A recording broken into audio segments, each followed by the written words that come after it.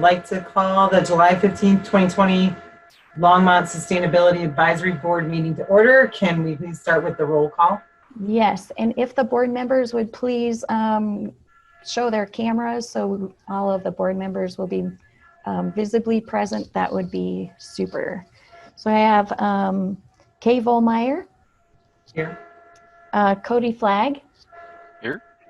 Mary Lynn. Here. And Jim Metcalf. Here. And we are missing Kate Collardson and Violetta Manukian today. They both emailed and said they would not be able to join us today. So we have Kay stepping in as the chair for this meeting. Then staff members, Lisa Knobloch. Annie Noble. Here. Francie Jaffe. Here. Berenice Garcia Tellez. Here. Tim Ellis. Here. And Heather McIntyre. And our city council liaison, Polly Christensen. Here. All right, Kay. All right. Do we have a quorum? We do have a quorum. All right. So I wanted, I guess, do we want to approve the minutes from last month's meeting? I will move to approve the minutes from last month's meeting. Second that. Second that. Okay. All in favor, say aye. Aye. Aye. Aye. I wasn't there, so. Okay. All right. And then it sounds like we didn't have any public that wanted to be heard, or do we? We did not have anybody wishing to comment, so. Okay. All right. So agenda revisions and submission of documents. Do you have anything that you'd like to bring up that's not on the agenda already to the staff members? No. All right. So on to general business. We're just cruising today. It's good. I've got things to do. No, baseball. Review and discuss the Climate Action Task Force recommendations. I'm excited about this one. Is that Lisa? Are you going to lead us through this? Yes, I am. Excellent. Great. All right. Well, we're going to just go ahead and jump right in. We have a lot to cover. So, Heather, if you'll pull up the presentation, that would be great. And while she does that, I'm going to apologize to you all. My dad is in surgery right now, and so I'm a little distracted, and I'm going to keep my eye on my phone. So please don't be offended if I'm looking at my phone or seem like I'm doing something else, but I just am checking to make sure he should be coming out within the next hour or so. So if I need to, I'll pass it off to Francie. But so we are going to jump in. You can go ahead and advance to the next slide. So as you all know, we took the Climate Action Task Force recommendations to council over 2 sessions, June 30th and July 7th, and we went through all of the recommendations with them. And now we're bringing it to the relevant boards to go through the recommendations with you all and get your feedback to bring that back to council for further discussion. So this is just a review. You all got the report. It's 156 pages. I'm sure you all read it cover to cover with great enthusiasm. There's a ton of great information in there. There's a lot of resources. The main part of the document is not nearly that long, but this is just an overview of everything that the report itself covers. And you can go to the next slide. The topic areas, which you've mentioned to you before, this is determined by the Climate Action Task Force, so adaptation and resiliency, building energy use, education and outreach, land use and waste management, renewable energy and transportation. And then the Climate Action Task Force also identified equity as a key component within climate action, but rather than have it called out in its own section, they wanted to have it integrated really throughout all of the recommendations. And then also that'll become clear when Francie gets into talking a little bit more about the work that they did with the Just Transition Plan Committee and their recommendations for equity as well. Next slide. So this piece is, we're titling it governance. I think that terminology has given people some confusion, but essentially we did talk with the Climate Action Task Force about what their thoughts were on what should happen to the report and the recommendations now that they're completed to make sure that they move forward and it's not just an exercise, we did this great, now these recommendations sit somewhere. But what happens, who has some oversight and accountability in terms of making sure that things actually get put into place and that we're making progress on what we said we would. And so their recommendation was that piece get incorporated into the Sustainability Advisory Board, which I think we've all kind of talked about a little bit, so that it would be within the purview of this board to look at the progress and reporting and implementation of climate action recommendations. And then separately to form ad hoc technical committees. So this wouldn't be attached to the Sustainability Advisory Board, but when we get into implementation of specific recommendations that we could pull together volunteer technical committees that could help with specific aspects of those recommendations, as well as incorporating the recommendations into existing plans, such as the council work plan to help further institutionalize the climate action work. Next slide. We did our best to do some community engagement during this process. We were able to complete some activities that we have listed here. I think you all were familiar at least with the questionnaire and some of the other things. And then obviously COVID happened and pretty much all of our community engagement efforts got put on hold as city facilities got shut down and we were no longer able to do any in-person outreach, but we were able to get some stuff done. Next slide. And out of the things that we were able to do, we had some key takeaways. So from the questionnaire, there was pretty strong support. So we had not quite 400 responses to the questionnaire. There is good support for climate action in general, for incentives and changes that the city might make to support climate action. There's a lot of support in particular for increasing services and benefits for low-income communities and particularly addressing the issue of affordability. And kind of the flip side of that, there's also some concern about the cost to the city and the impact to affordability and really making sure that we understand that as we implement climate action measures and the lack of stakeholder engagement. And the limitations really, again, as you all know, we are working under a pretty fast timeline to begin with. That makes it really hard to do community engagement, but then also with the impacts from COVID on top of that, just really, I think, fed that lack of stakeholder engagement because it made it hard for us to really get broad representation as much as we would have wanted to. The format of the questionnaire was a little bit constrained in terms of it forced people to rank their preferences around recommendations, and it didn't give people the option to say, I don't like any of these recommendations at all. And then again, just limited in terms of the voices that we know were not able to participate in this process. Next slide. So I'm going to jump into the topic area recommendations, and how we're going to do this, actually you can go to the next slide, Claire, is we're going to review each topic area and the recommendations within each topic area, and then we're going to ask you all to essentially give us a vote on each recommendation of thumbs up, thumbs side, or thumbs down, and then collectively have a collective vote from the Sustainability Advisory Board on each recommendation, so we can take that to council and essentially say the board approves moving this recommendation forward or rejects this recommendation, and then we'll have some comments that go along with that. So we're going to go one topic area at a time. And as I'm going through the recommendations, feel free to holler if you have any questions of clarification.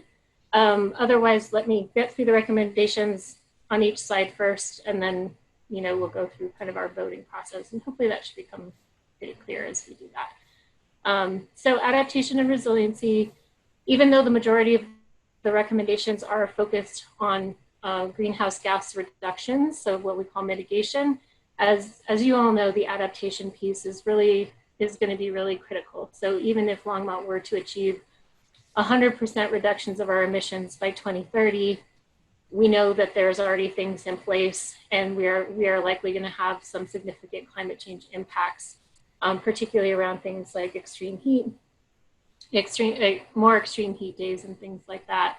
And we need to be able to prepare our community for those impacts. So the first one is focused on public health and developing a coalition to identify issues and solutions for impacts of a warming climate on public health. So heat waves, severe weather events, air quality issues, and potentially looking at new diseases that might emerge, with a specific focus on the needs of low-income households and residents experiencing homelessness and folks that we know are going to be most vulnerable to those impacts. And so that's looking at putting a plan together over the next year and a half or so on how we would address those issues moving forward. The second one is water conservation and looking at preparing the city for potential sustained drought conditions and impacts to water availability due to climate change, and promoting and incentivizing water conservation measures like xeriscaping and the use of native vegetation. The goal is reducing water consumption citywide by 35 to 40% by 2025. So that's a pretty ambitious goal that would require pretty extensive financial resources and likely a significant redesign of our parks and golf courses in order to meet that goal. And we would really need to do a lot more research and analysis to understand the full fiscal impacts and identify a feasible path for implementation to reach that goal. And then the last one is focusing on launching a public education and outreach campaign that targets residents and commercial realtors to help inform them of the dangers of flooding and the value in investing in flood mitigation projects. So this isn't necessarily getting to the level of infrastructure and engineering. It's more focused on outreach and education around flood preparedness and mitigation. Are there any clarifying questions that people have on any of these recommendations before we vote? All right, great. So, was there somebody? I guess I can only see Jim. So like Jim's shaking his head, I'm like, all right, we're good to go.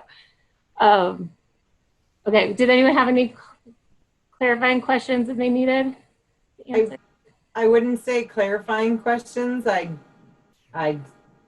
guess I'll say is flood mitigation preparedness like on that point I want to say how necessary is it? Is there a lot of people who are not paying attention to this?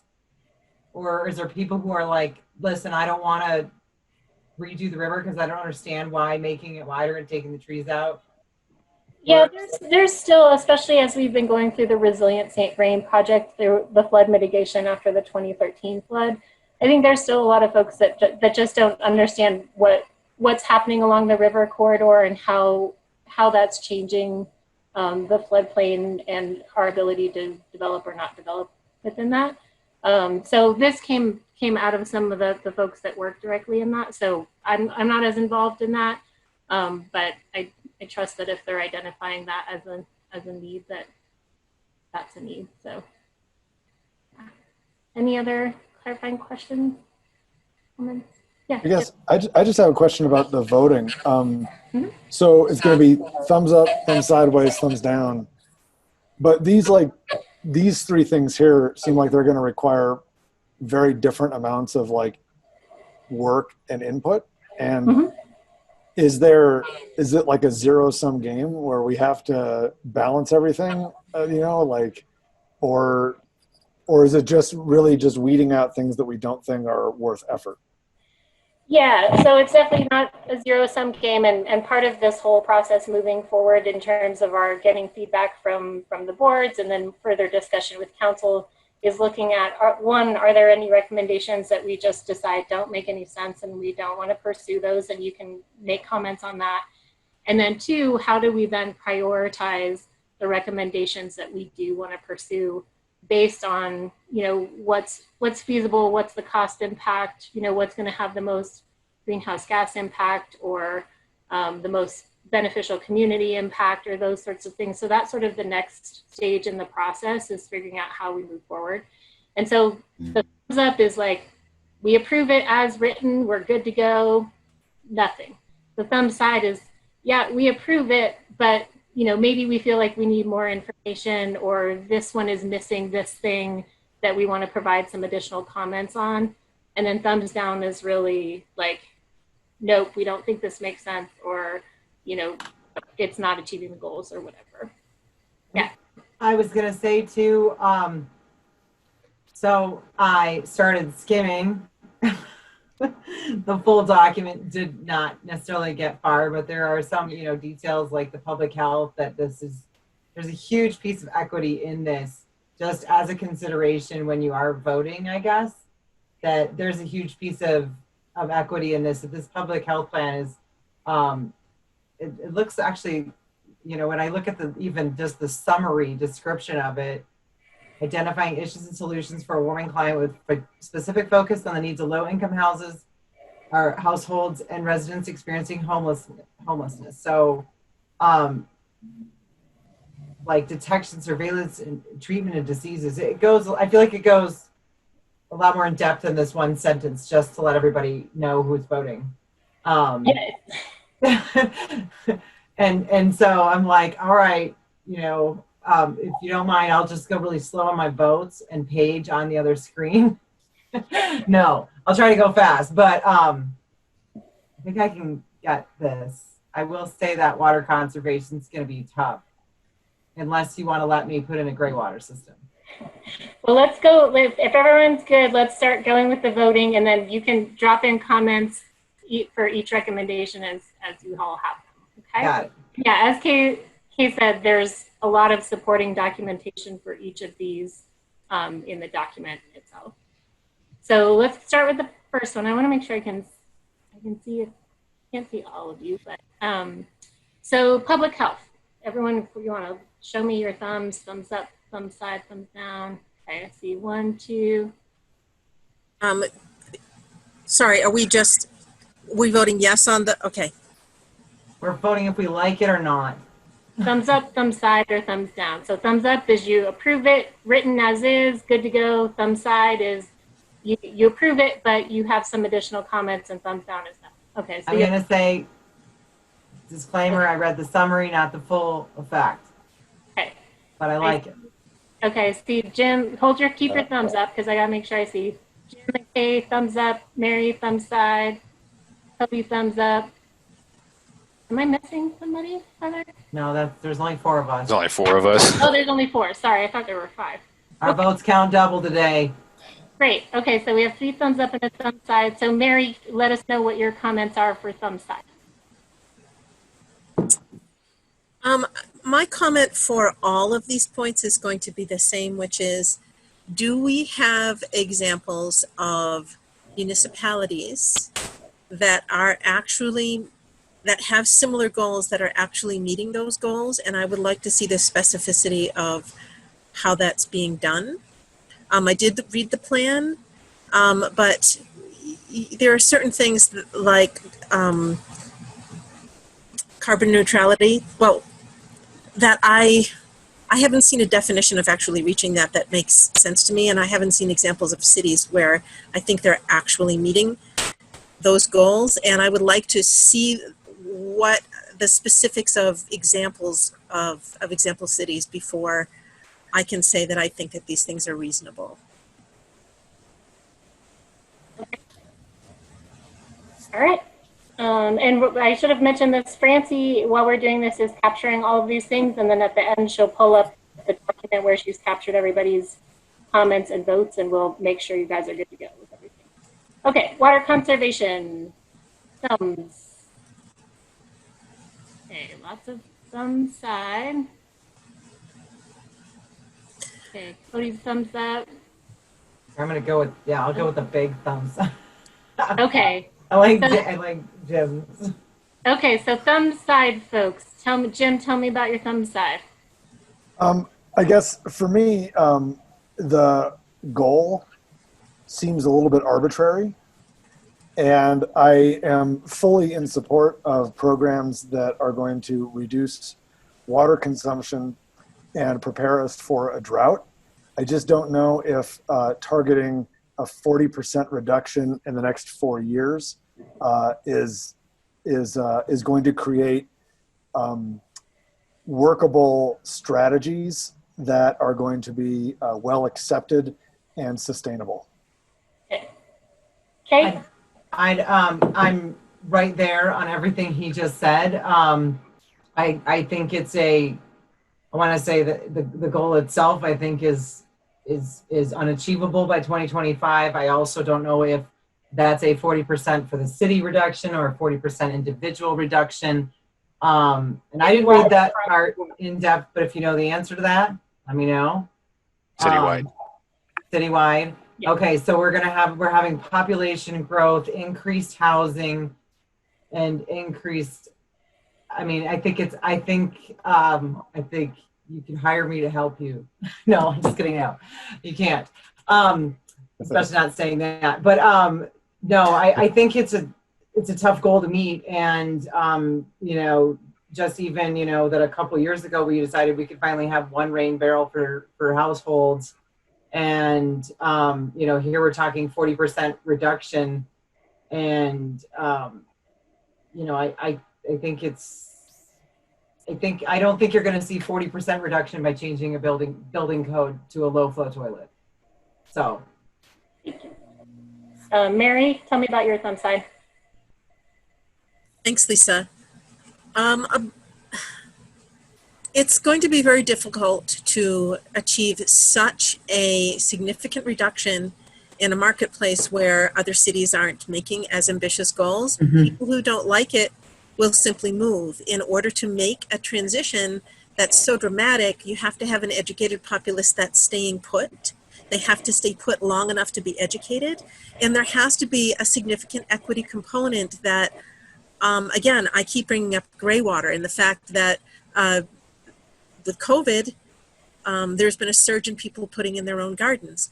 Why aren't we making it easier for people to use the water that's available to them in a way that's most efficient, rather than having to flush that water and have it be recycled and then sent back to them, which takes resources? Why can't people just gray water to grow their own garden and to use their water more efficiently? It's even more efficient than buying your food, you know, from trucked in from California or from Arizona. So I think that it's unrealistic. And again, I would like to see an example of a similar city or region that has a similar turnover in residency, a similar amount of budgeting for and means of education that's achieving those goals. And I'd like to know what the techniques are that they're using. And again, I want to put gray water back on the table. I think it's an important issue for us to reconsider. I will say, if you told me I could do gray water, I'd have a system in by the end of next weekend. I think I said that in the last meeting, Lisa, Kay. I think I said something similar. Yeah. Okay, great. So moving on to the last one, flood mitigation and preparedness education. Thumbs. Thumb side. I think we're good on this one. Thumb side. Okay, Cody, tell me about your thumb side. One of the, I think, there's a lot of work that was done here, obviously. One of the shortcomings, I think, of the document is that there hasn't been any clear prioritization or framework to link all of these different goals together. I understand maybe that's where our board comes in. So I just think there are maybe more achievable or more ambitious goals in here that the city council could focus on. All right. Kay, you had thumbs side, thumbs down. I kind of want to go thumb side, thumbs down. And I think the reasoning in here is, you know, sorry, coming from an industry standpoint, information is available to developers. You know, I don't think it's the city's responsibility to pay to educate developers. I also, you know, when you look around town, even at parks, there's several locations where we have the, you know, resilient state brain plan, like on a billboard at a park, where it's just really cool to look at it and watch how, you know, where the damage was from the flood and what's going on. You know, I see flood mitigation and preparedness as emergency management issue. And not that the public shouldn't be made aware of emergency management issues, but I also look and say, you know, we had a 500-year flood. We're working along the route and making repairs, but, you know, at this point it's, you know, I guess I don't understand. I guess I look and say, to what kind of presentations and what kind of education are we looking for? And again, if it's going towards developers, You know, maybe it's to homeowners, but I looked at that and say insurance companies should be doing that sort of thing. And like I said, developers should know that. Or they have the money to go find that without the city putting forth a resource. Just to clarify, it specifically says that targets residents and commercial realtors in the more lengthy. Okay. And you know, I look and go, and I don't mind the, you know, residents, but I guess and maybe this is just, you know, I mean, I have an understanding of it. So to me, I'm kind of like, oh, what do people need to know? And I think that's the thing. I don't know what people need to know, and I don't understand what they need to know. But again, yeah, commercial realtors, I look and say they should know already, or they can. I'm not very much into supporting commercial realtors and developers, like just on hand. They're generally a grouping that has funding of their own. Okay. I mean, nothing against them. They're great. They support economy. They support growth. Okay. But, Okay, Jim, what was your thumb side? So I think for me, it's just a matter of priorities and what climate change problems will be the biggest priorities for people living in Longmont. I think that there are places where flooding increases are going to be one of the significant hazards. I think the fact that we had the big floods in 2013 means that a lot of long-term residents already have a heightened sense of awareness about flooding. I think a lot of the city actually isn't in a flood zone anyways. And I think that just in terms of the things that are going to be happening in the next 5 years because of, or 5, 10, 20 years because of climate change, it's just not going to crack my, this needs to be a priority for us list. Okay, thanks. So before we move on, Mary, did you have anything quick you wanted to add? I think that what I'm hearing and what I'm also feeling, and the board can tell me if I'm summing this up correctly, is that this seems to be an issue of proportion. That's an issue that's specific to Longmont, and it has to do with perhaps changes that have to do with climate, but it doesn't seem to be on the same scale as public health and water conservation. And I'm wondering why it's, you know, sort of listed on the same, at the same scale. Okay. Can I just interject real quick? If you're following along and voting on the fly, I found the more detailed section, like starting on page 40, 43. Yes, There's a targets bullet points that they don't really talk about developers in this section, so it's mostly property owners. So thanks, Cody. it's helpful. Okay, so we're going to move to the next slide. So buildings and building energy use. Just before we do that, I just want to double check since everyone made comments. Is that 1 approve as written, 2 approve with noted consideration, and 1 thumbs side, thumbs down, or was that 3 thumbs side, 1 side, thumb side? Leave me as a thumb side, just because I'll honestly say I didn't get into the dirt in detail yet. So I don't want to all out say no when I really need to do better homework. Okay, thank you. All right, so building energy use, we have a number of ones to get through, so try to move through pretty quick, but again, ask me if you have any clarifying questions. So the first is focusing on building codes, and as you guys probably know, Longmont's actually really good about adopting and implementing the most recent building code as they come through every cycle, so it's every 3 years. The International Code is updated and we adopt and implement that. This is looking at expanding that to add solar and EV readiness, Energy Star appliances, and electric heaters and hot water heater provisions in the next code cycle, which starts in 2021. Electrification, there's been a lot of confusion around this one, so I do want to make sure that this is clear, that this is not looking at mandating electrification in the next 18 months. It seems like that's been a misinterpretation of this one here. It's focusing on pulling together a feasibility committee to oversee the development of a plan over the next 18 months, and that plan would identify a phased-in approach to transition away from natural gas over the next 10 to 15 years or so.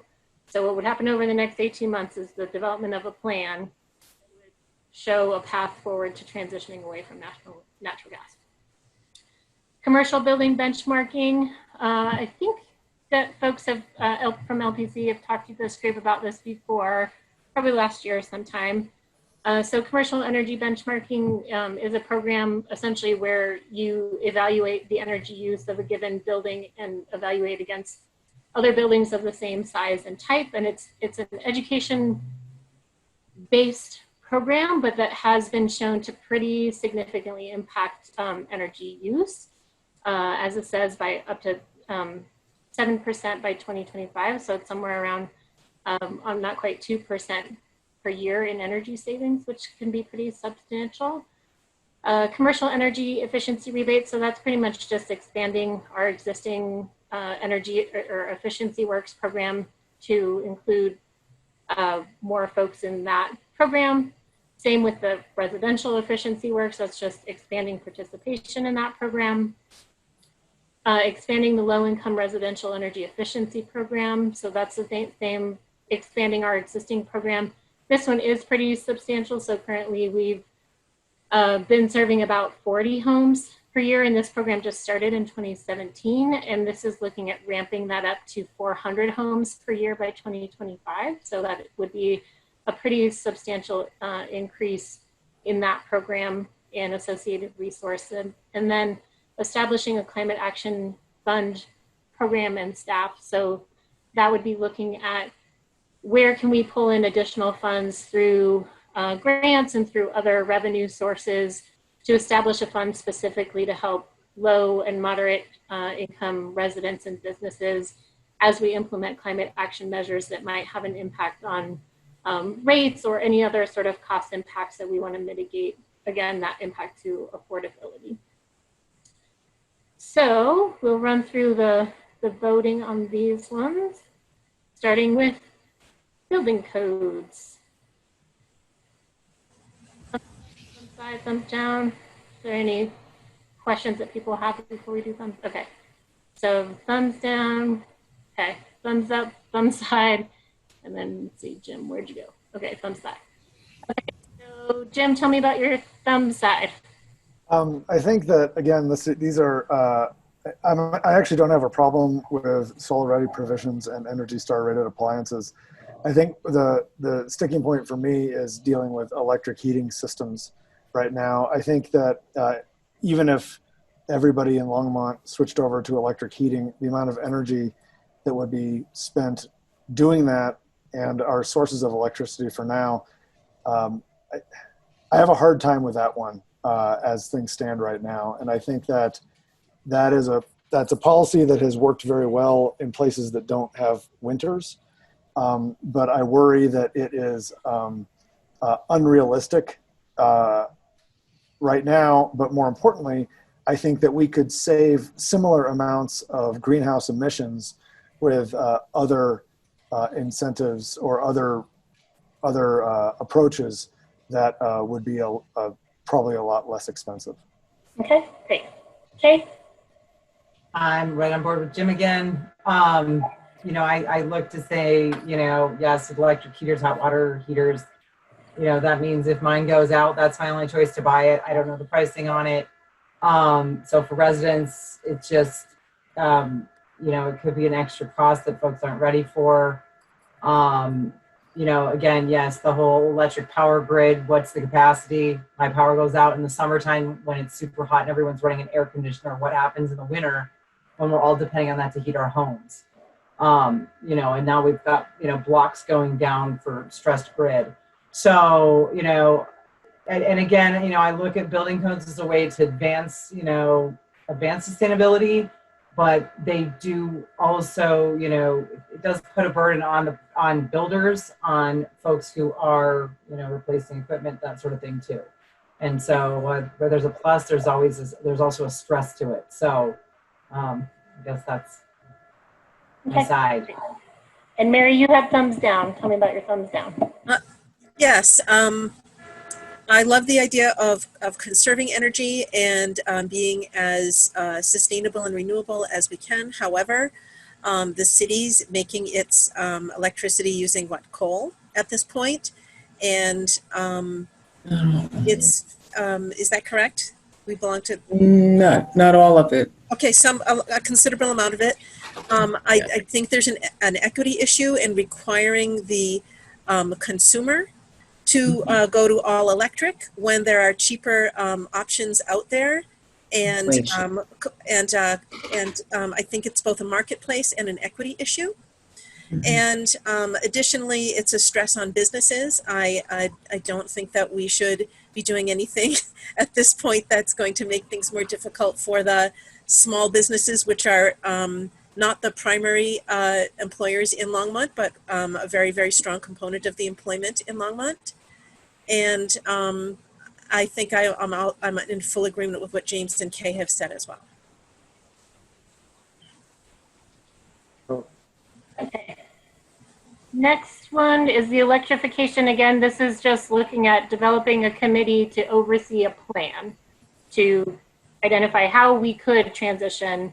Again, those affordability pieces I think are going to be critical, but show me thumbs up, thumbs side, thumbs down for the developing a plan. Okay, thumbs up, thumbs up, thumbs side, thumbs up. Okay, Mary, tell me about your thumb side. As I've stated, I don't think that electrification as a goal is really a fair, reasonable goal when the city is not using the proportion of renewables, and yet that's being pushed onto the customer who may be wanting to use natural gas while the city is still using coal. And I also believe it's a choice issue. And if the wording of this was to look at whether or not it is feasible to go to electrification, I would be more in favor of it. I mean, I just, one thing I will say, I think that a lot of the discussion of electrification should be in the context of the already existing plan for Longmont's electricity to be carbon neutral by what, is it 2030? 2030. Right, so that's a plan that we're already ahead of schedule on, so. Yeah, we're about 50% renewable now. Great, okay, commercial buildings, thumbs. Up. But I still have a comment on this one. Okay. Mary, go ahead. My comment is, how are we doing with, I mean, we are in Colorado, we are a classically ideal place to help with new construction using passive solar, passive thermal, and geothermal. And I'd like to know how much we are working with developers, the building code, education to bring those ideas forward to developers. Great. Okay, moving on to the next one, increasing participation in commercial efficiency programs. Up, up. Oh, where's my thumb? Up. Thumbs up. Okay, great. Same for residential.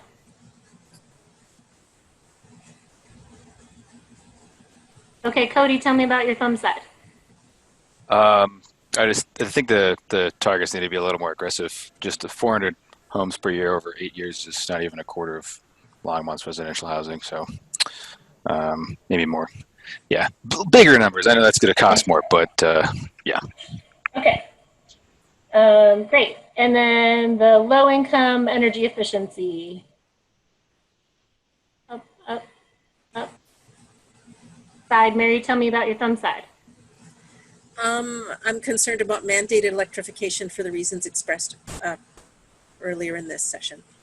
Okay, so this one is not talking about electrification. This is just energy efficiency for low income. Are we on 7? 6. 6. Oh, 6, sorry. No, that's a thumbs up. Sorry. Okay, great. Now 7, yes. And also just a clarification. So again, I didn't write these. This is from the task force. We currently don't have any mandated electrification goal. Okay, well, it says that in the 7, so. I know, yep, but I do want to clarify. So, but 7, okay, show me your thumbs for establishing a climate action fund. Up, up, up. Okay, so Mary, in your comment is the about the electrification. The equity issues of mandated electrification. Perfect. Okay. Moving on. Great.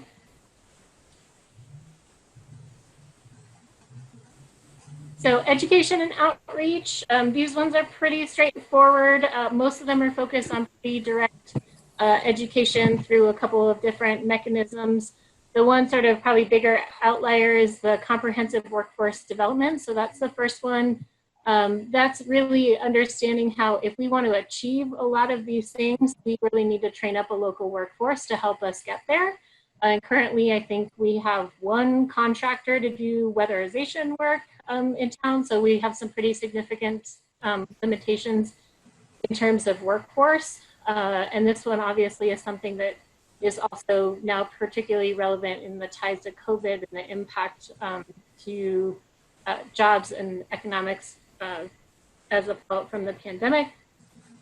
The second one is looking at developing a climate lecture series and working with the museum in educating and engaging the public in climate issues and solutions.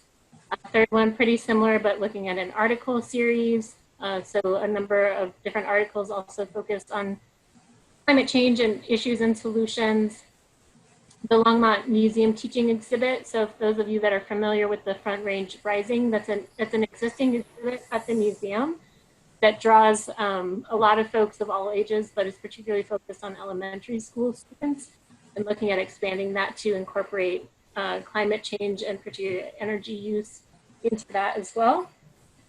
And then the last is developing a community sustainability liaison program. So that would be like a neighborhood-based kind of ambassador program and training folks on sustainability issues that then can be ambassadors within their communities to teach their friends and neighbors about sustainability issues, connect them with programs and resources and things like that. So voting, we'll start with the first one, comprehensive workforce development. I'm for it. I just have one quick question. Sure. Yep. How have you assessed demand? Demand for what? For these trained green jobs individuals trained in these green jobs? I think that would be part of the process of figuring this out as we get into this in terms of what are the biggest needs based particularly on some of the other recommendations that we're talking about. And then we'd have to really work with our local economic development partners and educational institutions to understand kind of how we match up what the demand might be with populations to engage in workforce development. And are these, and these would be open market trainings? So anybody could get trained in this and then they would work as a private contractor or as a private business providing these services? That hasn't been developed yet in terms of what those specifics would be. Okay, because I mean, it sounds to me like, I mean, I worked at a college that does this, that trains people to be, you know, sustainability assessors and coordinators and so forth. And there's a lot of people out there. Maybe all that's needed is a good marketing program to attract those people to Longmont. Yeah, so part of that would be looking first at understanding what existing programs and opportunities already exist, and then building off of that to see what else is needed. So we would look pretty heavily to existing partners within the community and the region to understand what's needed. Or even nationwide. I mean, they may exist. They just need to be marketed to bring here. So I would say that one I would strongly suggest that it's reworded to assess the marketplace need and then find out how to bring those people here without pushing forward the idea that we're going to do green jobs training here. Maybe redundant. Really quick, Mary, I'd say it's not necessarily to solicit and bring those people here, but I think I see this as Front Range Community College offering more, you know, courses and offering, you know, to your programs, even in, you know, installation and maintenance and kind of that, I want to say, when I think of the oil and gas industry that's out in Weld County, that's taking a little decline right now.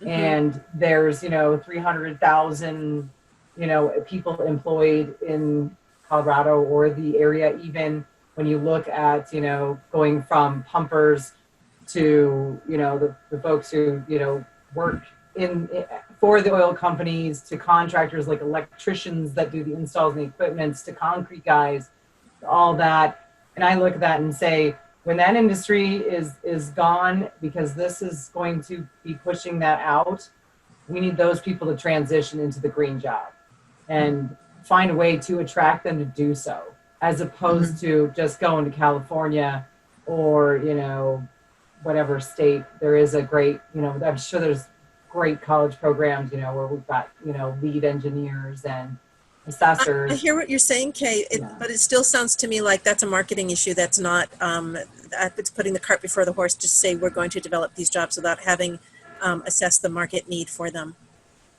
I guess it's clear though that the market is going to be increasing, right? Like if Longmont wants to have carbon neutral energy by 2030, if we want to do all of these things, it's going to require a lot of people.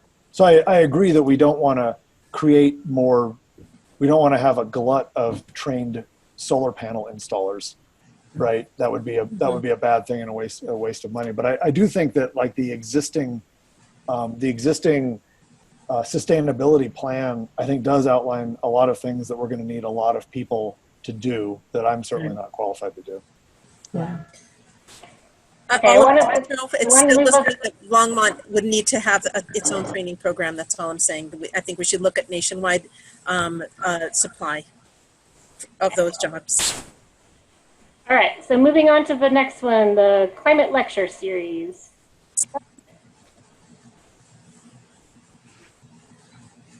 Oh, actually, I have one comment on this. I guess I'll go sideways.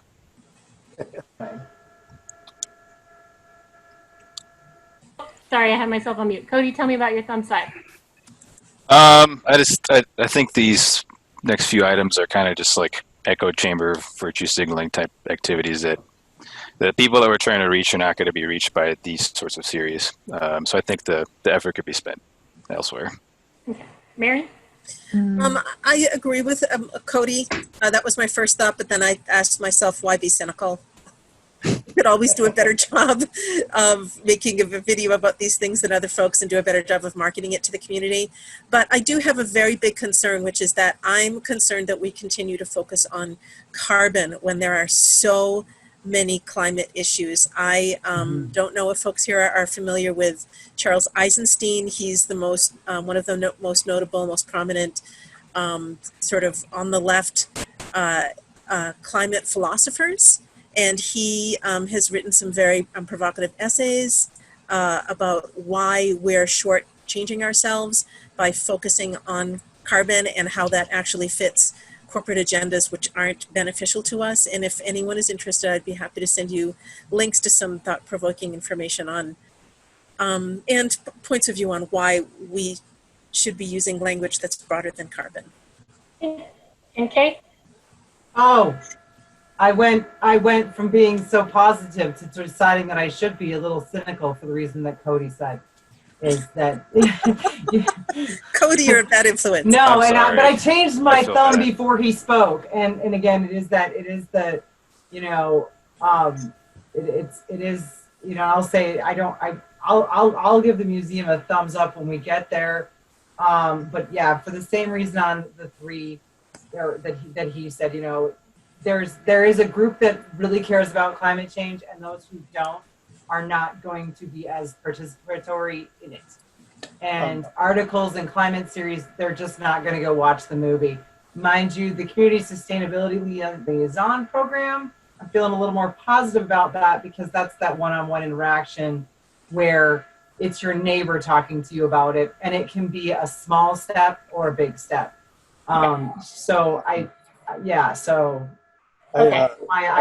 I decided I'm going to go sideways and be cynical on the next couple. I would actually just like to say one thing. I don't mind signaling good virtues. And so virtue signaling is not detrimental from my point of view. But I think that for me, with all of these things, the group that we're actually targeting are young people in Longmont. I think that the climate lecture series gives people an idea of careers and things they can do with their lives to study climate. Like I understand that there are plenty of people in Longmont who are never going to pay attention and never going to read these things. But the times that I've gone to public lectures, one of the largest groups there are people in kind of high school, middle school, and late elementary school. And so I see all of these things as being positive resources for those people. And so for me, I totally agree. I'm not going to try to change my cousin's mind, but my nephew, I think, is free game. Well, you just changed my mind. I was I'll gonna go say, back does to the anyone thumbs want up. to change their vote after that That's argument? a good I argument. do. Again, I think do. this is the marketing issue. I have a 23-year-old that, It is marketing, but I think this is what we're trying to do, is we're trying to market that climate change is a big issue, that there are scientists. Delivered on TikTok. Well, but there are scientists who are doing really cutting edge research on it, right? And doing really interesting stuff. It's true. Everything about it isn't settled, but it's also something that is open, that there's a lot of interesting science being done on it, and we can humanize the people doing that science instead of just being the big baddies. And so. Okay, so I'm going to do one more vote on this one in case people want to change their vote. I think it's. Okay. I'm going back to positive, Cody. Sorry. Okay. But no, I still okay. need to say we should be including other than carbon. I think we're limiting ourselves in a negative, in a way that's going to harm us in the future. Okay. So the climate action, or the article series, thumbs. Up, up. Okay, Cody, same for the side? Same thing. Okay. I hear you coming from Jim, but historically young people don't vote. They don't show up. So that's the cynic in me. Ooh, But burn. Okay, we're not going to go there. All right. So number 4, the teaching exhibit, thumbs. Up. again, please include other than carbon. Okay, yeah, and I don't think this one specifically says it's just focusing on carbon. Okay. Then 5, the sustainability liaison program. I think that's a Okay, up. good idea. Jim, side. Okay, tell me about your. Ooh, I'm interested again. Well, I mean, I think that to me, it's just a matter of numbers. I mean, I think it's great that we could have sustainability. I don't have a problem with the idea of sustainability liaisons, but I also know that, 12 hours talking to a neighbor is a significant amount of time. And I'm not necessarily sure that, I don't know. I guess I'm halfway. I'm not against it. I kind of wonder about it being something that sounds like a neat idea that we're going to do, but in the end is really only going to reach a few people. Okay. Guess we're Okay, all moving cynics. on to the next slide. I'm a good cynic. Here. So land use and waste management, there's only 3 in this section. I know this is a huge topic that we could spend days and days on. But there's only 3 recommendations. The extending agriculture zoning, so that's actually focused on promoting and expanding like home scale produce and abilities to sell that through different mechanisms. The second is focusing on increasing commercial and residential composting. And then the last is the downtown pay for parking. So that's a parking requirement in the downtown area to help encourage people to use alternative modes of travel to get downtown. And that one comes with the caveat right now that we started this process before COVID, and everybody recognizes that this is not something we would want to implement while we are still in the midst of a pandemic. So that one would definitely be put on hold until some future date when we don't want to further impact downtown businesses. Yeah, Polly, did you have a question? Well, okay, I've tried to keep my mouth shut because this is your board, but all 3 of these, I just think are bizarre ideas. What this city has done perpetually in the 6.5 years I've been on the city council is they have annexed Boulder County agricultural land and they have turned it into multifamily housing. We have lost so much agricultural land, it's pathetic. And we have turned things like Blue Ribbon Farm is completely walled in by developments around it. They're in the offing. We have okayed all of that. It was all agricultural land. We have turned Olin Farms, it is completely walled around by huge housing communities. We have totally destroyed agricultural in this town. We have okayed a massive 400 unit, 400 homes on Rogers Road, which pisses off all the people on Rogers Road who bought their homes so that they could have chickens and llamas and eggs and, you know, exactly this. This is exactly the opposite of what our city has been doing. And this will do nothing to change that, because the idea that if you read this LW1, it talks about everybody growing their own food, changing zoning so people can grow their own food. They can already grow their own food. They can have 5 chickens. They can do a whole lot of things. I grow a lot of stuff, but I only have 1/3 of an acre, you know? It's not like I'm going to ever be able to grow all my own food, nor do I really want to, you know? It's an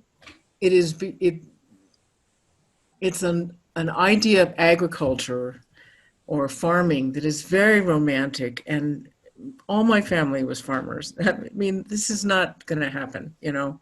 People aren't going to be growing all their own food and canning it and selling it. For one thing, that's a health issue. You have to have a certified kitchen, because otherwise you get all kinds of swell diseases that we spent 100 years trying to get rid of. So I do not think this is very wise. There also is a part of this that talks about kids participating in learning how to grow through the schools.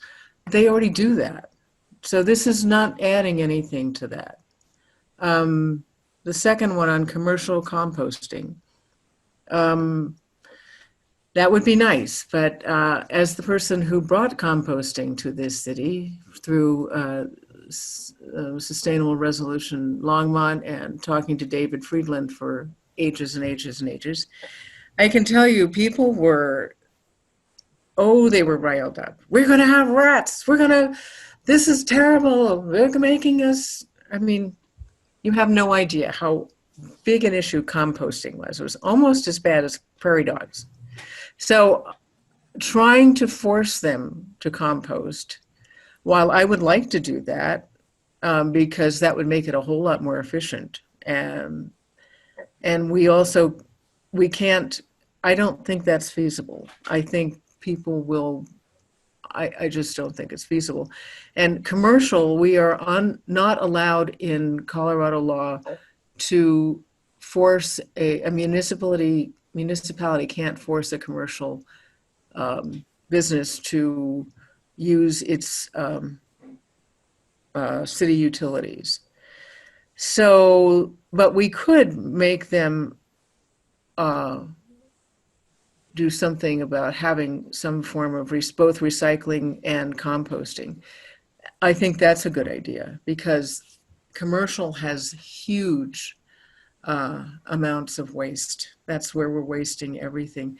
And also apartment buildings, which we also don't pick up from. And Charlie Kamenides has been trying to get that for years, but there are costs associated. So downtown pay for parking. I told you I was going to talk a little bit. The reason people come to Longmont from other places is they can park for free. Yeah. If we make them pay, they're not going to come here. Now we've already closed off half of the highway, making it even more difficult for them. So anyway, that's just my feeling about those 3 issues. There are so many things that we should and could be doing with land use and waste management, and I think plastics would be included in this, and there's no mention of any of those things. So I think this section is not very well done. Okay, so voting, thumbs for the first one, agricultural zoning. I really want to give it this, but I'm going to give it a this, because I agree with Polly that it needs work. I really want it to work. 3 thumbs down. Okay, so Mary, you want it to work? Yeah, I really think that that it's really positive and useful to encourage folks to grow their own food. But this really needs to be tied into the gray water and education. I mean, yes, they're already taught how to do this in school. Polly, I would like to know your specific objections. Are you afraid that now people are going to be able to keep pigs in their development? I would love This to. is like, yeah, No. this isn't talking about that, and I want to be careful. Yeah. We still have 2 more sections we need to get through, and I don't want to shut down conversation, but I also. But I love this one. wanna keep I this want it back. to be stronger, and I agree with Polly that the loss of agricultural land and the watching farms being hemmed in like Olin Farms has been excruciating. And I wish that this section included something for preserving farms as farms. And I know that that's not an easy win. That's not an easy thing to do in a plan like this. It's a free market. We have a free marketplace. Okay, so Cody, Kay, or James, Jim, do you want to tell me why your thumbs down? Yeah, I have a reasonably large lot with a lot of sun in Longmont, and I think if I converted the entire thing to a garden, I doubt I'd break 15% of my yearly caloric intake. I mean, I enjoy gardening. I think there are things that you can grow that you can way better than anything you can buy. But in terms of actually addressing hunger or making a significant dent in the amount of food or the number of calories that you have to go purchase from commercial farms, I just don't think that it is an efficient way to go about addressing any of those challenges.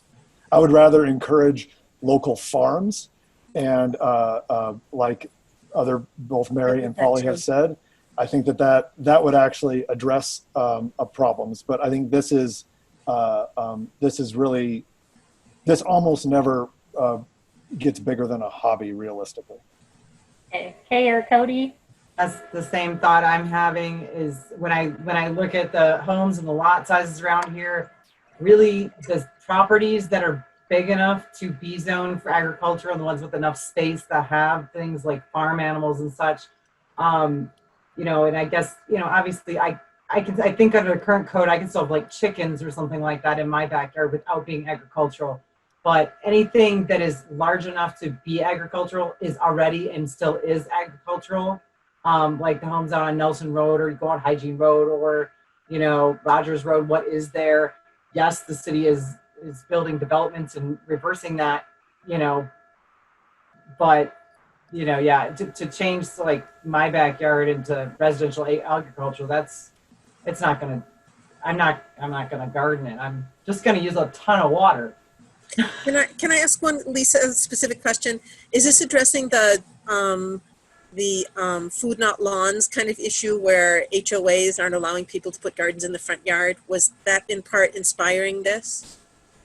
Part of this is looking at how we would work with HOAs. We don't, because HOAs are an independent entity, we can't regulate what they do. I really think this is worth re-examining to expand what people can do and to allow people to put vegetables in their front yard if they want. But we have got to work on preserving and expanding local farmland at the same time. It doesn't work as a standalone. Okay. Cody, did you have anything to add, or can we move to the next one? I think Polly articulated it nicely. It just seems like a Band-Aid on a deeply structural problem. So. Okay. So composting, thumbs. It seems okay. Yeah. The devil's in the details on this one. We already okay. Okay, tell me what your thoughts are. I want to say that before composting, I'm going. It's this level of education that needs to go garbage to recycling to composting. Just because recycling's been around longer to people, curbside recycling's been there forever, and I'm like, I want to see commercial recycling before I see commercial composting. That's my thought. That's the only thing I got against it. I think 75% is a little high also, but I'd say go for it, but get recycling in there. Okay. And pay for parking. Thumbs down, thumbs down, thumbs down, thumbs down. Okay, great. Can I just make one comment about this, that I think that having municipal parking places for downtown employees so they can park all day would solve a huge amount of the parking problems that we have. We wouldn't have people taking up all of the spaces in front of their business and moving their car every 2 hours. that would go a long ways to supporting local businesses and dealing with this issue. Okay. So moving on to renewable energy. So we have the first is just acceleration of the city's smart meter installations. The second one is home energy management systems. So that's promoting home energy management systems, which is essentially setting up systems in your home to manage smart technology and things like that. An energy savings program, which is focused more on the, sorry, my train of thought there. Educating and incentivizing the use of home energy management systems and developing an opt-in program where LPC can actually help manage your use during peak times.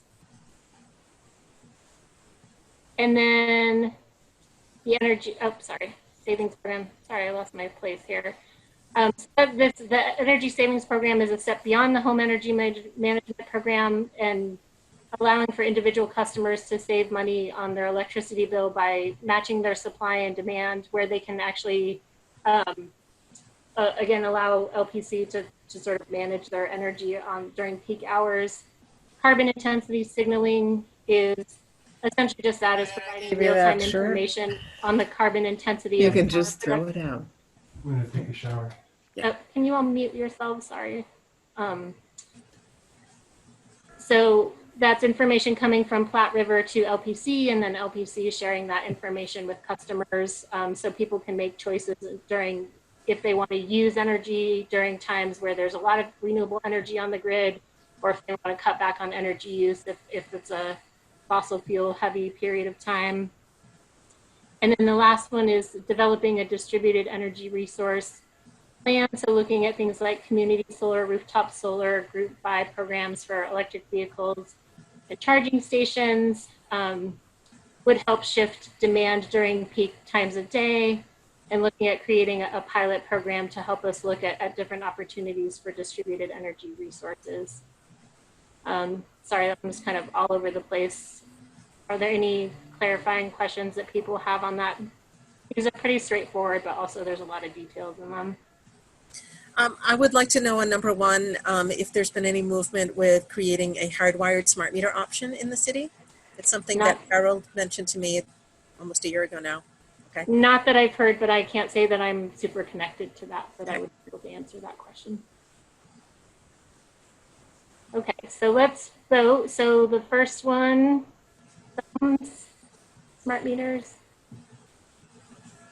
I have to give it a thumbs down. Down. Okay, Mary, you want the hardwired option? Is that the? Yeah, we need to have the hardwired option, and I would like to recommend again that we bring in Tim Sheckley, who invented the smart meter, and he can talk to us about the big regulators lawsuit that's going on against the utilities, who manipulated kind of the markets and the created a big propaganda campaign to force smart meters as what I call the irradiating option, the fly through the air energy option, which is less efficient and has data security and for some people health issues, but it definitely wastes a lot of energy. And he lives in Boulder, and he would be happy to speak to us and explain to us why the AMA standards additionally are going to be obsolete within a couple of years. So going ahead with that process, I think, is fraught for a number of reasons. So number two, home energy management systems, promoting and incentivizing that. It sounds like a Side. reasonable idea. Side. Maybe. Okay. I'd like to have I'd like to hear concerns on that. Okay. Jim, thoughts?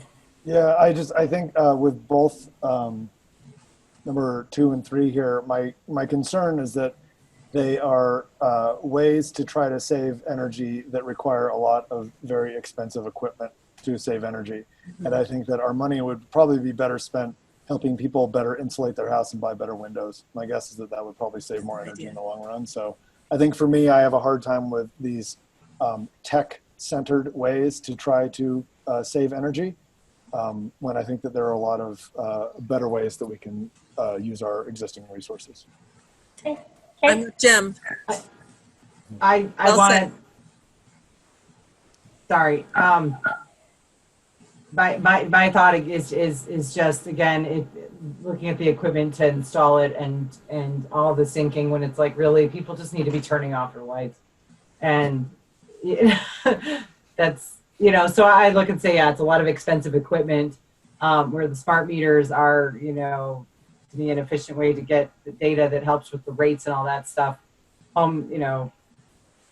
mean, I think everybody knows the thermostat does a great job, but the whole home energy management system seems a bit, I don't know. I guess I look at it as an expensive improvement.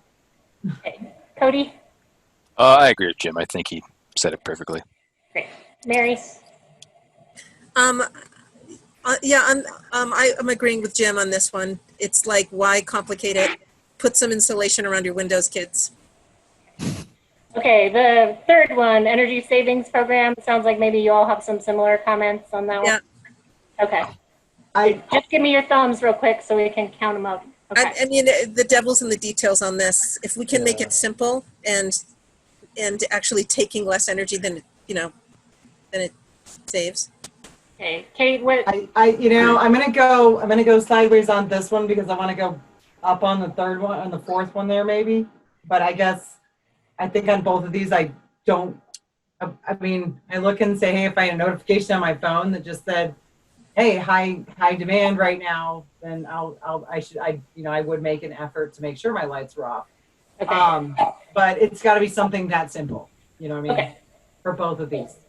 Okay. And then 4, carbon intensity thumbs. I would say, so I'm going to give it up because that to me seems simpler. Okay. I think this also has a great potential, like, education, get kids involved component to it. Okay. I apologize. I don't understand this one. So it's real-time information essentially that can say coming from Platte River, and this will change as our grid gets greener. We can say, hey, in this period of time, like it's peak solar production, our renewable is really high. So if you want to run all of your appliances, this is a great time to do it. Versus right okay. now, yeah. Literally, I look at it and say you could put this in an app on a phone with just a dial on it that's red, green, and people could check it periodically in the day and learn about. It's a simple. I could see it as a very simple opportunity to learn just when is good, when to watch it. Yep. Okay. And then 5, distributed energy resources. I think this sounds like information is good. Okay. Perfect. All right. Moving on. No discussion. Move on. All right. Do you want to do a time check? Because we have about 15 minutes. We got about 15 minutes left. There's been a really lot of great conversation, but I don't know if we're going to get through everything, and I don't know how we might. Yeah.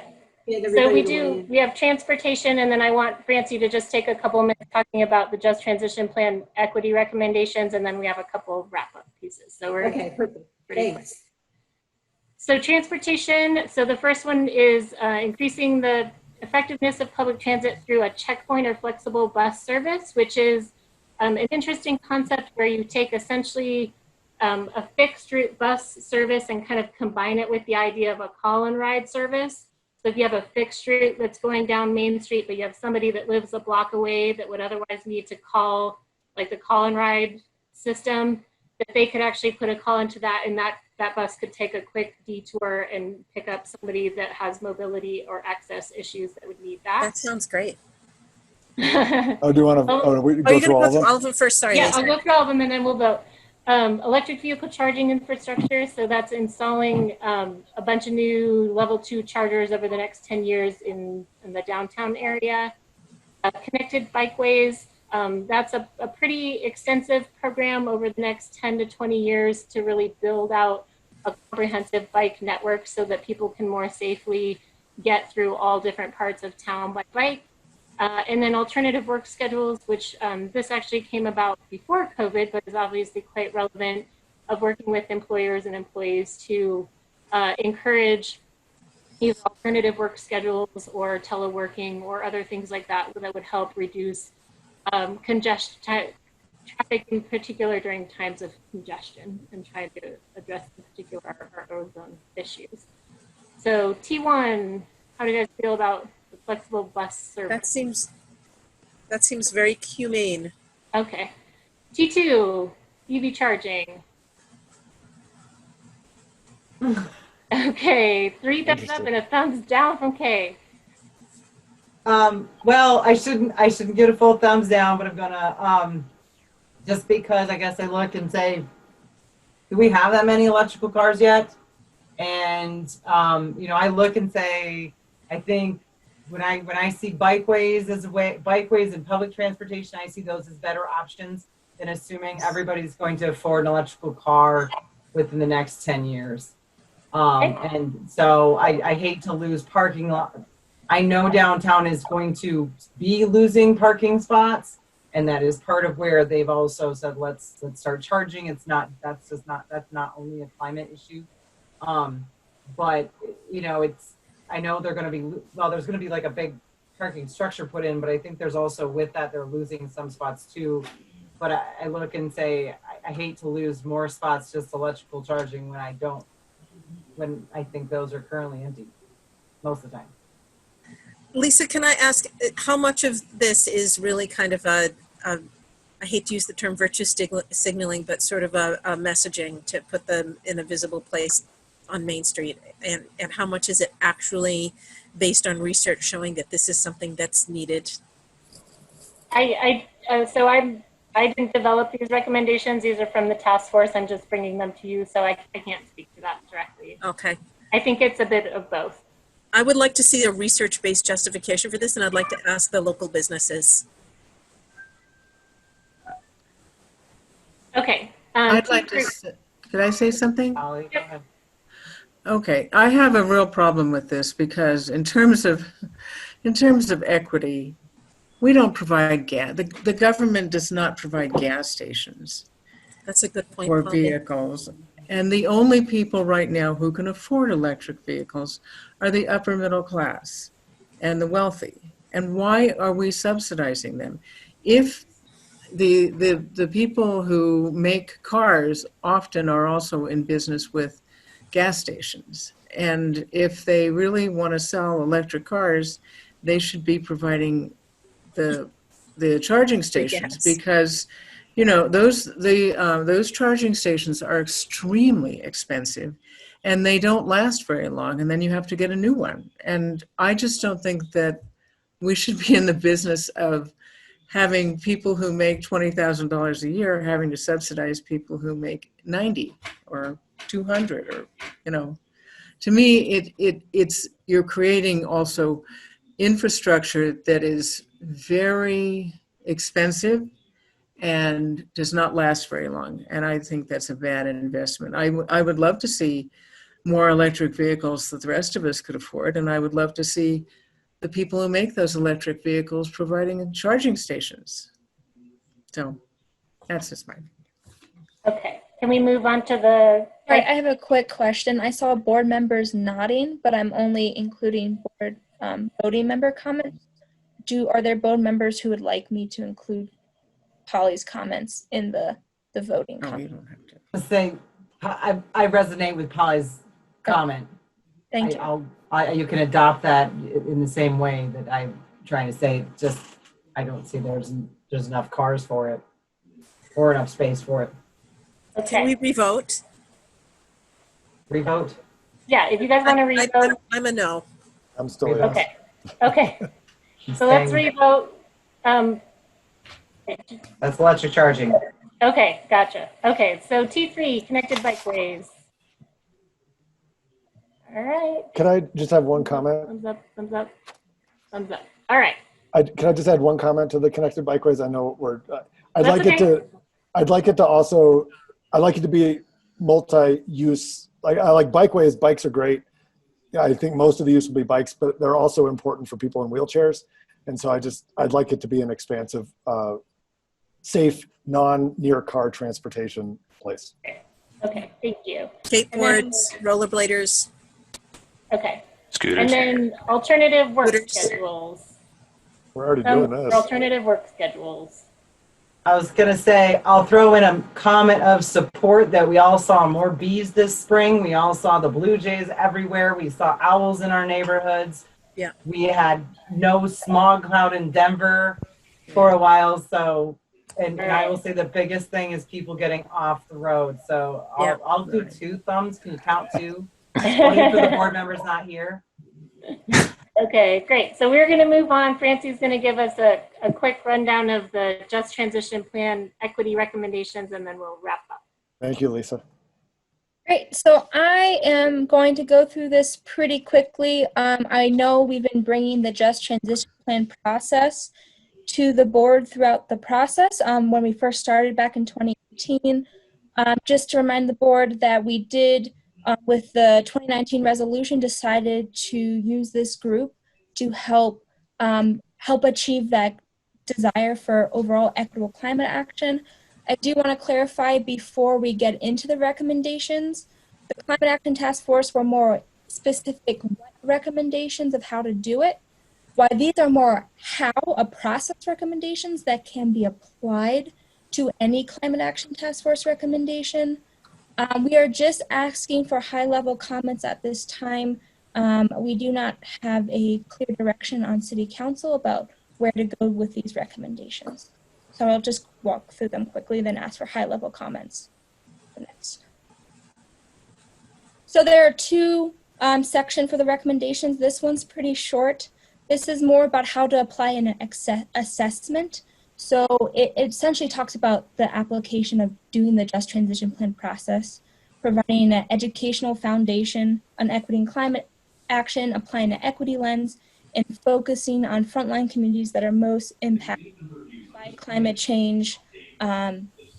So this is more of a kind of a quick approach of how you're going to do it, and then the more in-depth recommendations are on the next slide. So these are really kind of the overarching recommendations that can be almost applied like a lens. So there were a number of different recommendations in marketing and outreach, like engaging cultural brokers, creating culturally relevant targeted outreach, using data and research to further understand the community, working to identify barriers, and then from that increase program access, equitable access to jobs, which was kind of agreeing with the Climate Action Task Force recommendation that there needs to be workforce development and transition workers to new jobs, like in the oil and gas industry. Understand that there's a connection to health and safety, and that should be addressed in climate action. Specifically understand and address the financial burdens of low-income households, and then build self-reliance and access to resources on a community and neighborhood level. And lastly, they had recommendations on how you can identify alternative funding mechanisms for climate action. So all 8 of these can essentially be taken, and they're kind of framed as questions you should consider when implementing each of the climate action recommendations. So are there any high-level comments that the group would like to provide to City Council? I just have one, Francie. I think all those are great. I have no problem with any of them. I'm just curious who's going to be asking the questions necessarily, and will it involve members of the community? You know, I just want to make sure that the people who can actually answer those questions properly are kind of involved with making sure that they are asked properly, if that makes sense. Yeah, and Jim, so one of the things that we've been talking about, and again, as Francie mentioned, we haven't gotten any formal direction from City Council on this yet. We did start to have that conversation when we went to present to them on the 7th, was continuing to work with the Just Transition Plan Committee, who are those folks from those frontline communities, to help us apply that equity lens to climate action, so that we are getting at that. We are trying to make sure that we have those voices represented. That's fantastic. I'll give a double thumbs up to that continuing. Equity is always good. Yeah. All right, so Heather, if you want to move to the next slide, then this is our last one, and we'll wrap up. I wanted to circle back to that governance recommendation around incorporating oversight of the climate action, implementation of climate action recommendations in the Sustainability Advisory Board, and then forming the ad hoc committees and incorporating climate action recommendations into existing plans like the council work plan. Can folks show me thumbs on how they feel about that? You got to keep talking to people. Oh, And, okay, great. And then also I just wanted to see if you all had additional thoughts on the community engagement component. So as I mentioned, we did try to do some of that, but as we move forward into implementation, we have talked about how we know that not all voices were represented in this process. And I just want to see if you all have additional thoughts on, should we continue with more comprehensive community engagement or other thoughts on that piece in particular? And I, despite earlier comments, I can be quite cynical, and I don't have a ton of faith in people my age and older, but I do think that community engagement and community outreach, I think that for me, we would get a lot more bang for our buck if it focused on high school and junior high aged Longmonters than it did of trying to reach like the drunk guy at the conference or the thing who came up and wanted to talk to me about sustainable living. So I like community engagement, but I think that we should really focus on receptive groups. Okay. Kay or Mary or Cody, do you want to add anything in terms of community engagement? This is always a tough one. I know this sounds really dorky, but I've really formed a lot of my sense of who Longmont is and why Longmont is by looking at those circulars that come in your water bill. You know, and I think that maybe some of that messaging could be tightened up and made, you know, have better headlines, and maybe rather than pages and pages of information, there could just be like a shorter postcard that says, save this, remember to, you know, I mean, people won't save it, but they might look at it before they throw it away. I don't know. This is always the tough one. I would just add maybe reaching out to faith groups. I'm also on the board of a local church, and there's a lot of folks there that could probably be reached that maybe aren't that I've learned are very technologically challenged with our Zoom services. So honestly, this town loves to go out to eat. Maybe we should put you know, pay restaurants, give them an incentive to put something on a menu or something. I don't know. Great. And then are there any final thoughts that anyone wants to share on anything that we've talked about, or the report in general? I mean, this is probably somewhat conceited on my behalf, but are you going to do any revisions based on our comments? And if you do, can we see them? Well, all of the comments from the boards will go back to City Council to help them further discuss how they want to move forward with the recommendations. So it's still a work in progress. I just want to say that I think the Just Transition Plan is the reason that Longmont's sustainability plan actually has a good chance of working. And I think that it's the thing that's been missing from conservation and environmentalism for decades. Yeah. So for me, everybody who works on it, big round of applause, and the people who came up with it, a big round of applause. And I think it's the key that could actually make things work. Thanks for sharing that. I think they also did a good job putting together a report like this in 6 months. Yeah, no kidding. Just let you know, good brainstorming on the part of the the group that put it together. Again, you know, the Climate Task Action Force, or you know, I do see it as these are the ideas they brainstormed, and not every single one is perfect. So, right. You know, but still, I found what they put together to be comprehensive, and hey, thanks for getting it going and having them do it. And I think they got some good ideas in here. Well, great. Thank you guys for your time. I know it was a lot, and I'm sorry that we had to like really rush through pretty quick, but I appreciate your time and your articulate thoughts. So I like your process, Lisa. I like that's much more efficient for getting us through conversation. Yeah, it helps a lot. It helps a lot. So we'll keep posted as we bring things back to council and what their continued conversation is. And I think there's maybe is there anything else on the agenda, Kay? I have other business. Did anybody have any other business? Just no, because it's late. Any items from staff? Longmont Sustainability Coalition meeting. Yeah, it's just an announcement that the next Sustainability Coalition meeting is on August, whatever day that's listed on that sheet. August 12th, 2020, guys. Yeah, August 12th, okay? Yeah, and we'll probably be discussing these recommendations as well, but I wanted to let you guys know So Okay. And then, do we have any other items from the board? I should look at this camera, but you're on the big screen now. No other items from board. If there's no items from council, Polly, any more items? Actually, there was the discussion about whether this board was going to be kind of the keeper of this report and the implementer. Is that true, Lisa? not the implementer, but that just would have some general accountability and oversight to Oh, make okay. are getting implemented. Yeah. Well, earlier, this board asked to be commissioners, and this would be a good way to get to be commissioners. Right. I'm just saying, Yeah. you know, Yeah. take the opportunity. Well, if we were made commissioners, then I would ask for a revision cycle on the plan. Yeah, I think that would be a good idea. I think that Anyway, have a lovely weekend, everyone.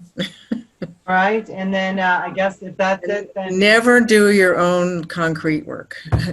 I've done it, Polly. It's miserable. Food Oh for my thought. God. God, I had a line burn forever on my hands. I Yeah. will tell you, this is the last time I'll see you guys for a while, but you all are in capable hands as we move Bye-bye. forward. So I Good, good, good, see you good all luck, in Lisa. Are we ready to care, adjourn? Lisa. All in favor, say aye. Are we? I move to adjourn and say good luck, Thank you. Lisa. Good luck, Lisa. Motion to give her good luck. All right. Thank you, Take care, Kate, everybody. for stepping Bye. in. All right. I'll put the hammer